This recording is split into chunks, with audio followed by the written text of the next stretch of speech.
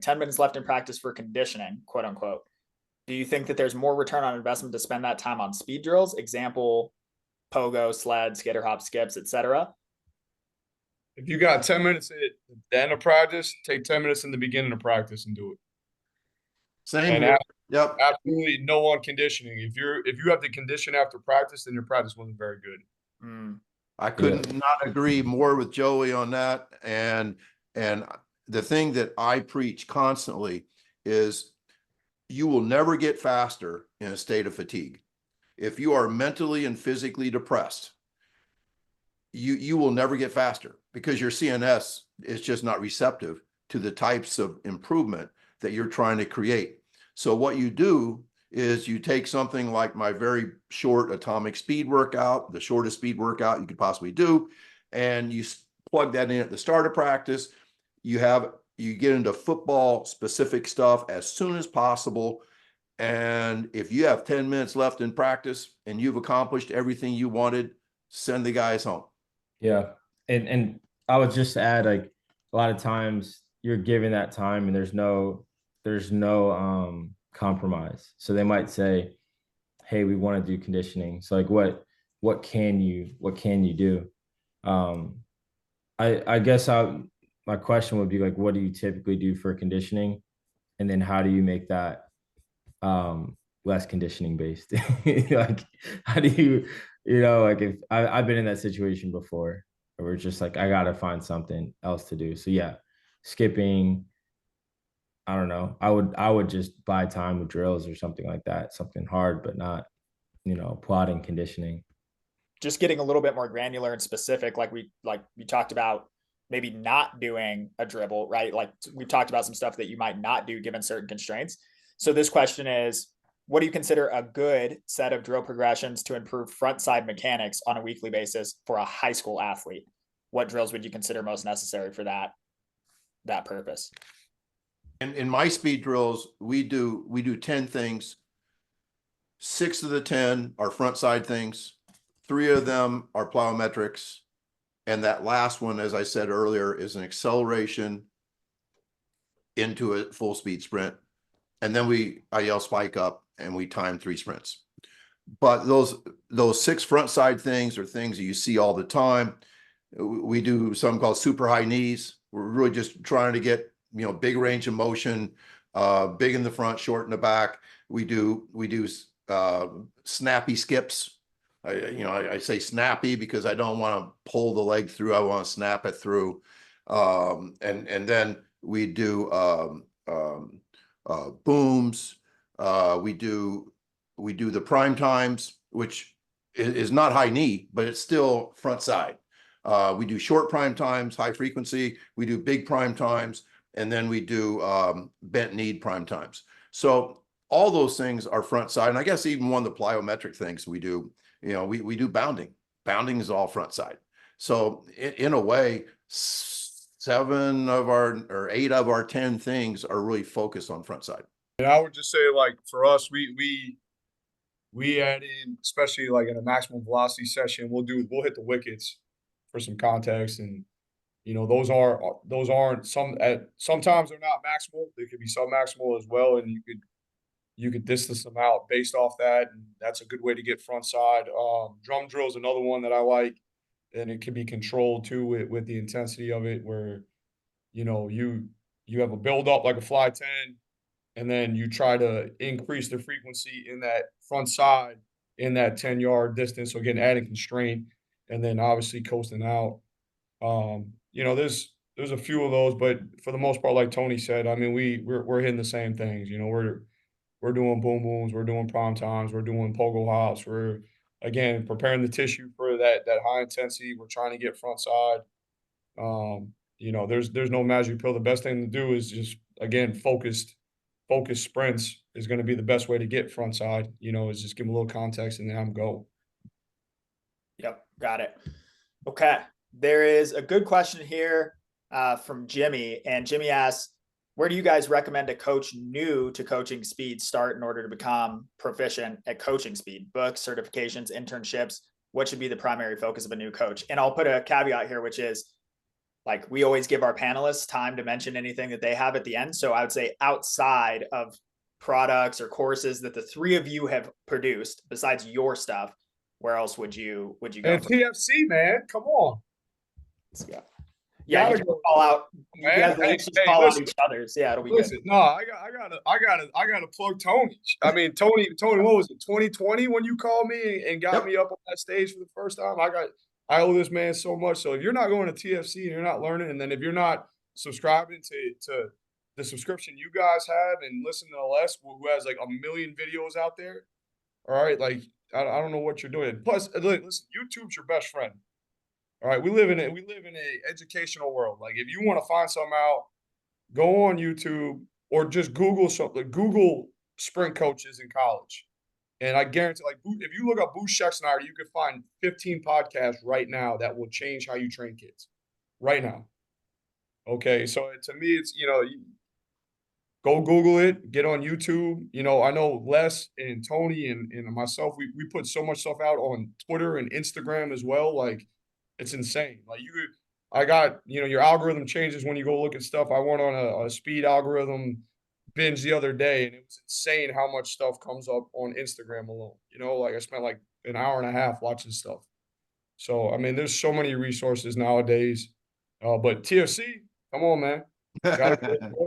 TFC really is a great place to start, because I think the great thing about TFC is that we are about 98% high school coaches.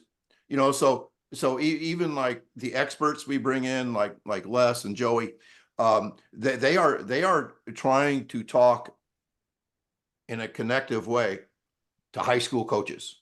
And I think that many of the clinics that I went to as a young coach were college coaches that tried to show us all why they were up on stage and we were not. And so they would be very complicated and sophisticated. And so I think that if you can get around a high school level clinic, that's really good. I really think there's not enough people visiting other people. It's one thing to watch me do a presentation at a clinic. It's totally different to come and watch me coach. I think that my best days of learning were things like visiting a Chris Corfist track practice at 7 a.m, where I had to drive an hour to get there. I was a changed man after watching him coach for an hour.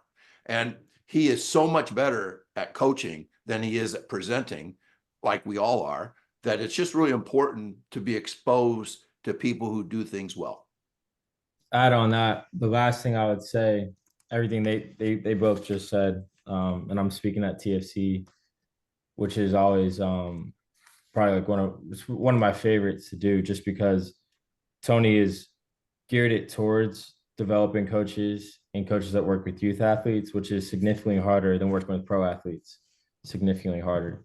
Working with pro athletes is so easy. Combine, so easy.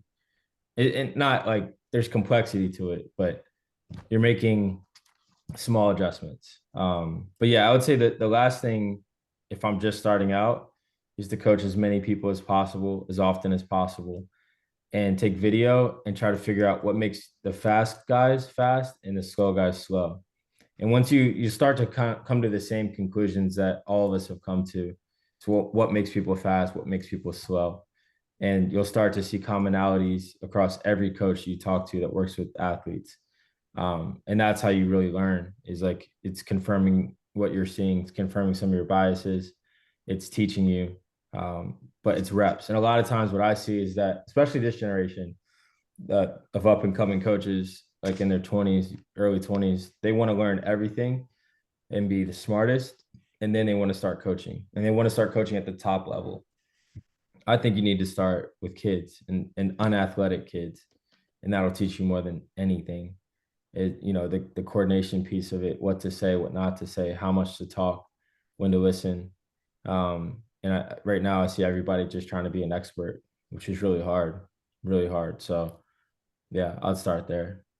I love that. I think that's all great advice. Okay, I think we probably have time for one more here. And this is a question that I feel like comes up in some way, shape, or form on pretty much every webinar we do, but I like hearing the different takes and answers to it because I think that this is just a consistent barrier in the space. So the question is, have you ever had a situation when the coach absolutely did not agree with the training methodology that you're implementing? And how did you reach a resolution to protect your training ideology? So basically just, how are you working with other coaches that might not agree with your approach or your ideology around speed? And have you been successful in being able to bring them over to your side and shift their mindset a little bit? And Joey, maybe we'll kick off there with you. Yeah, I mean, the first thing that comes to my mind when I'm trying to persuade a coach, I have to teach them the why and the understanding of what we're doing, what we're trying to accomplish. And then after that, I have to provide results that confirm that what we're doing is working and changing their athletes, right? So I'll give you the example. When I was at Northwestern State, I had the opportunity to train the basketball team. They never did training. They never trained at all beforehand.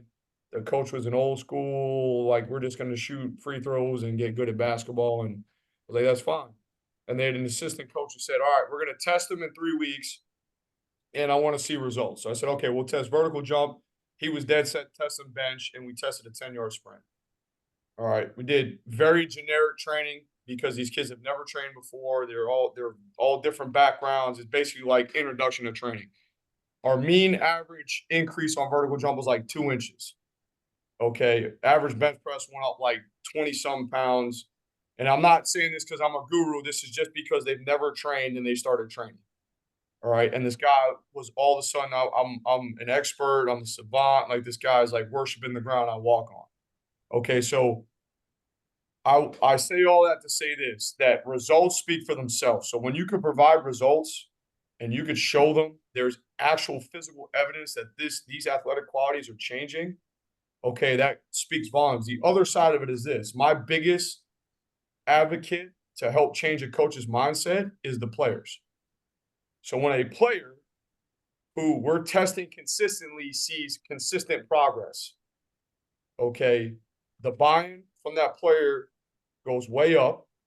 The discussions in the locker room become, yeah, man, I feel bigger, man, I'm faster. Man, you see what I jumped? I jumped 3 inches higher, and their coaches hear that. And that's the easiest way to persuade a coach, is to have your players talk about the gains and the increases in athletic performance that they're experiencing.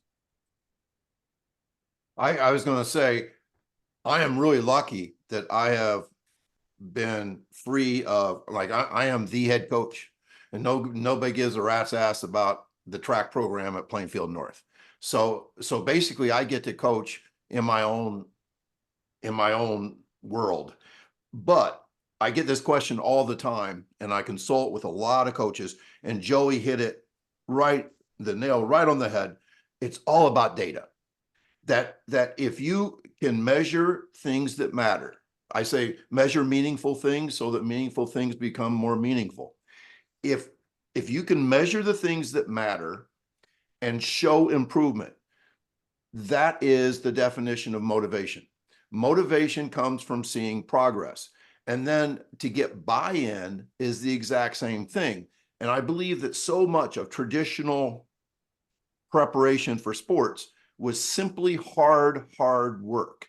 And hard work is not performance level work. Matter of fact, it's the opposite, because you're always tired.